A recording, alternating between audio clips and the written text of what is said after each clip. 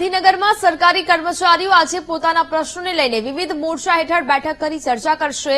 ગાંધીનગરમાં સંયુક્ત મોરચાની બેઠકને લઈને ચાણક્ય ભવનમાં બેઠકનું આયોજન કરવામાં આવ્યું છે। સરકારી કર્મચારીઓએ સેન્ટ્રલ પ્રોવિડન્ટ ફંડમાં સરકારનો ભાગ 10%થી વધારીને 14% કરવાની માંગ કરી છે, જેને લઈને કર્મચારીઓ વચ્ચે આગામી કાર્યક્રમને લઈને ચર્ચા કરવામાં આવશે।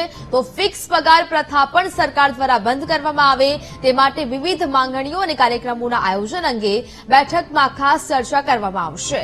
આ બેઠકમાં ફિક્સ પગાર કર્મીઓ પણ ભાગ લેવાના છે, ત્યારે ઓલ્ડ પેન્શન ચાલુ કરવા મુદ્દે આગામી રણનીતિ નક્કી કરવામાં આવશે।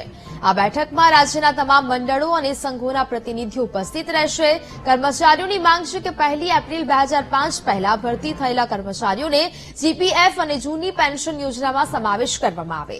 આ સાથે સરકાર સમક્ષ કર્મચારીઓને સીપીએફમાં 10 ને બદલે 14% સરકાર ઉમેરે તેવી માંગ કરવામાં આવી છે। તો ફિક્સ પગારનો કેસ ગુજરાત સરકાર સુપ્રીમમાંથી પાછો ખેંચીને ફિક્સ પગાર આધારિત ભરતી બંધ કરે તેવી પણ માંગ છે। સંવાદદાતા મેહુલ દેસાઈ વધુ વિગતો સાથે ફોનલાઈન પર જોડાયા છે।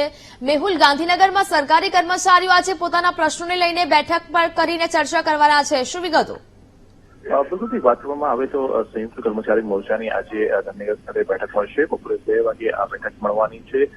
જૂની પેન્શન યોજના જે 2005 પહેલાના જે કર્મચારીઓ છે તેમને લાગુ કરવા, સીપીએફના 10%માંથી 14% કરવા અને જે સુપ્રીમ કોર્ટની અંદર કેસ ચાલી રહ્યો છે ફિક્સ પગારનો તેના સંદર્ભમાં સહિતના અલગ અલગ જે મુદ્દાઓ છે, પડતર પ્રશ્નો છે રાજ્ય સરકારની સમક્ષ, જેનું સમાધાન જે છે વિધાનસભાની ચૂંટણી પહેલા થયું હતું તે સમાધાનના ભાગરૂપે હજી સુધી તેને લઈને કોઈ પરિપત્ર અથવા નિર્ણય કરવામાં નથી આવ્યો।